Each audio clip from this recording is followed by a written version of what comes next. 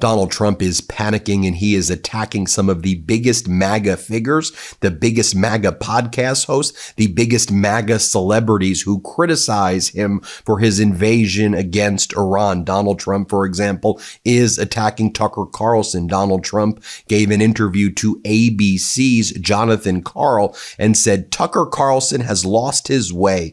I knew that a long time ago. Tucker Carlson is not MAGA," Donald Trump says. MAGA is saving our country. MAGA is making our country great again. MAGA is America first, and Tucker is none of those things. Not MAGA. And Tucker is really not smart enough to understand that. And this is after Tucker Carlson called the Iran war absolutely disgusting and evil. So Donald Trump lashing out against Tucker Carlson. Also in that same interview with Jonathan Karl, Donald Trump said to Karl, "I hope you are impressed with my performances in Venezuela, as well as this performance in Iran." He said nobody should be questioning what he does, and this might be an even better performance in Iran than his last performance in Venezuela, Donald Trump says.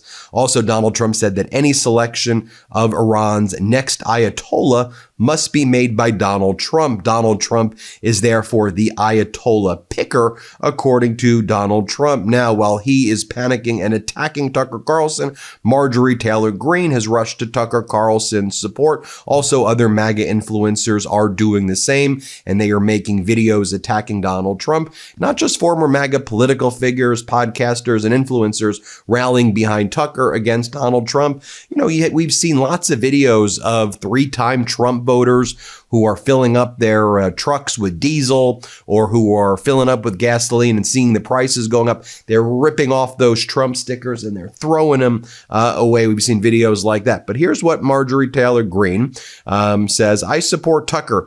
Trump doesn't even know what MAGA is anymore and turned it into Make Israel Great Again.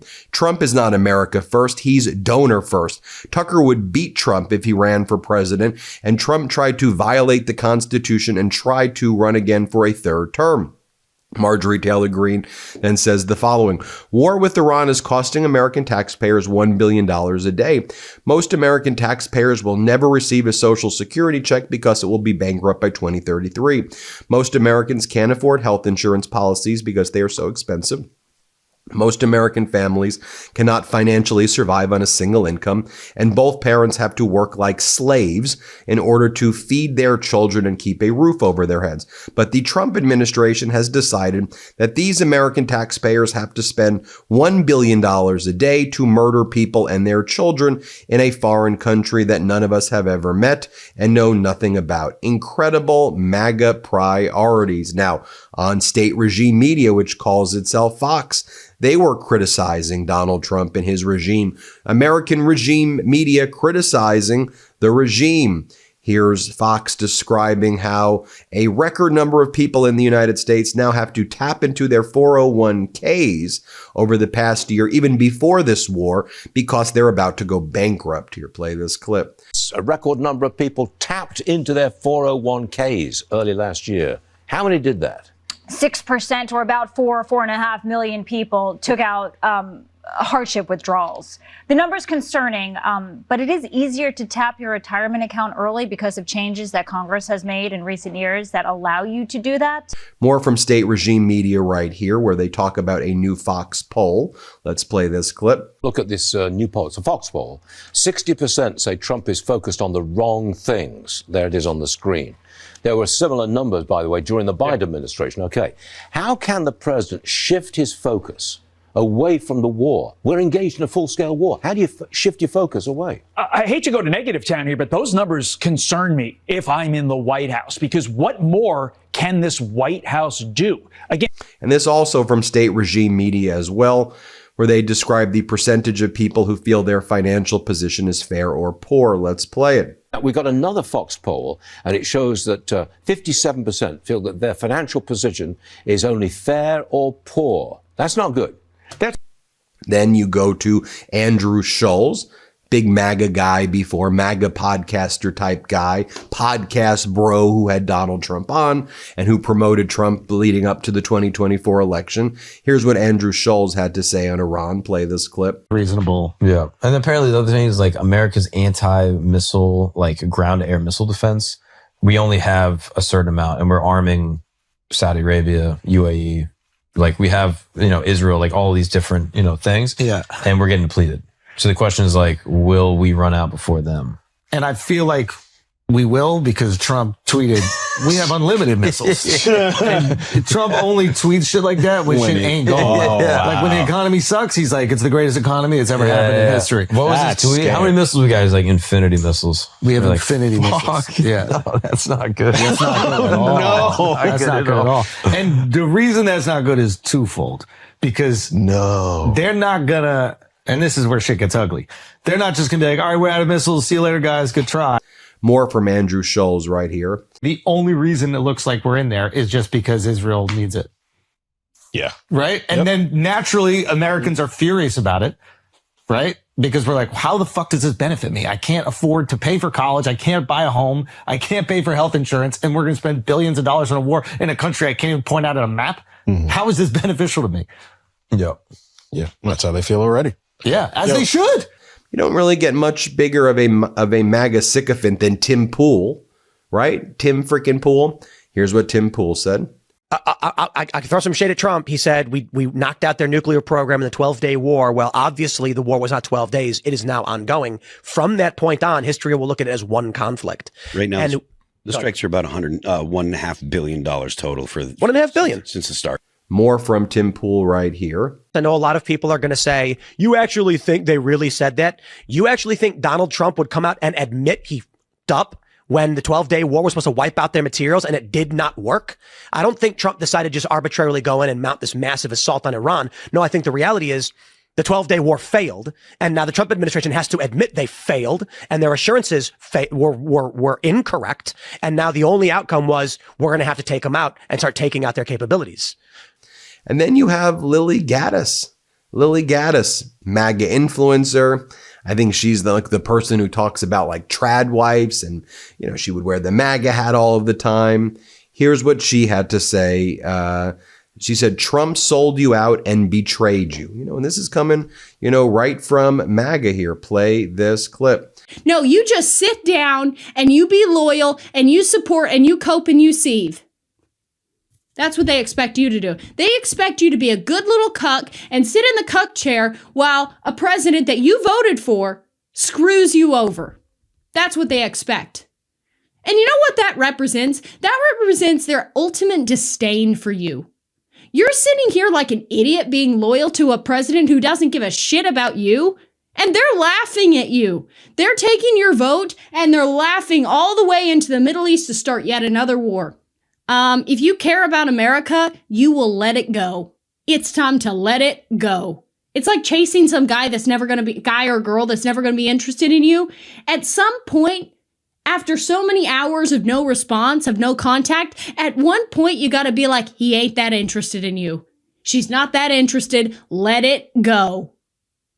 Let it go. That's what this is. This is like literally this is like a toxic relationship.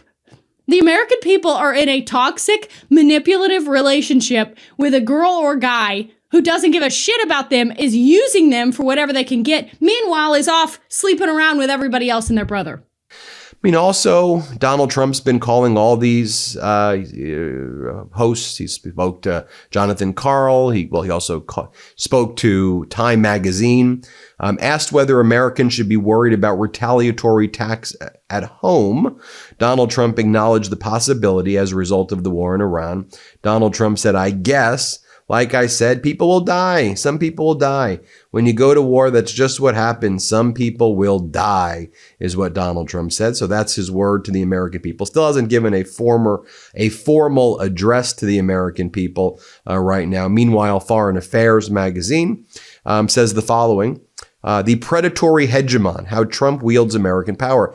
The United States is now what's called a predatory hegemon, a dominant power that views all bilateral relations as inherently zero-sum and seeks to extract the greatest possible benefit from each one. But that's why you have all the middle powers and everybody throughout the world uniting against the United States right now. I did a video earlier today where I talked about how all these world leaders, whether it's from Spain and Italy and France and the UK and Canada and elsewhere, are saying, no, this is an unlawful war. And yeah, we know the Ayatollah and their regime they're authoritarian. We definitely don't want them getting nuclear weapons. That doesn't render this war lawful. The war is still an unlawful war. And then we also learned just the sheer incompetence of this despicable Trump regime. Donald Trump decided not to refill the depleted oil reserves, the strategic reserves. And so, as Philip Pilkington explains, the Trump administration forgot to refill its strategic petroleum reserves right before launching a total war in the Middle East. Slight oversight. And as the Financial Times reports, depleted reserve leaves U.S. exposed as Iran war pushes up prices and as Iran shows no sign right now of relenting. Finally, you have Chris Murphy say the following, Senator Murphy: if your plan was to let Russia defeat Ukraine, then you would probably start a pointless war somewhere else that depletes all of the missiles Ukraine was going to need to protect itself. And when they come asking, you're like, whatever. Russia, one of the biggest winners of the largest U.S. military confrontation in decades, as Iranian missiles deplete stocks of Patriot interceptors that Ukraine needs. And again, when you look at some of the horrific things happening in this war, Reuters, U.S. military investigators now believe it is indeed likely that U.S. forces were responsible for an apparent strike on an Iranian girls' elementary school. The strike would rank among the worst cases of civilian casualties in decades of U.S. conflicts. Just a horrific war crime. Blowing up an elementary school, then saying they're, quote, investigating it. And I wonder if AI and autonomous AI was used as well in that strike. Remember how Hegseth said we're going to be using autonomous AI, and then they were bragging that 1,000 Iranian targets were simultaneously hit using AI on the first and second day of the war against Iran. I wonder if AI identified that elementary school because it was near an Iranian Revolutionary Guard Corps building, was nearby, not on the facility, but near the facility. And so I wonder if AI believed that the elementary school incorrectly was the IRGC facility and then was wrong and autonomously triggered the bombing and then the crime against humanity, the murder of 150 little girls. There you have it, folks. MAGA's turning against this regime. Let me know what you think. Hit subscribe. Let's get to 7 million subscribers.